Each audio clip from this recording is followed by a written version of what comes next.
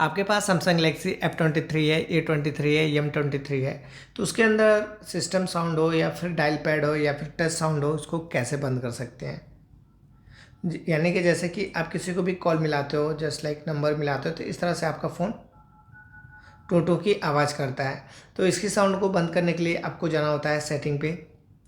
Setting में जाने के बाद नीचे की साइड जाओगे तो यहाँ पर आपको दिख जाएगा साउंड एंड वाइब्रेशन, इस पर आपको चले जाना है।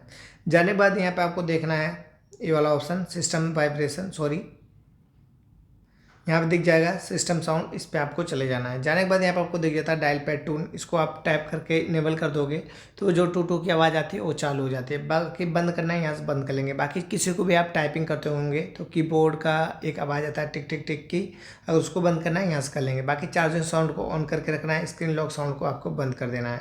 बाकी टच साउंड होता है, यानी कि किसी चीज़ को आप टच करते हो तो उसके लिए साउंड होता है, तो इन सबको आपको ऐसे बंद कर लेना है।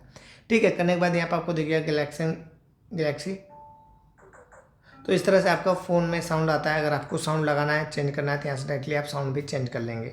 तो इस तरह से आप अपने फ़ोन में कर लीजिएगा। अगर वीडियो अच्छी लगेगी तो लाइक कमेंट शेयर सब्सक्राइब कीजिएगा। मिलते हैं नेक्स्ट वीडियो, तब तक के लिए बाय बाय।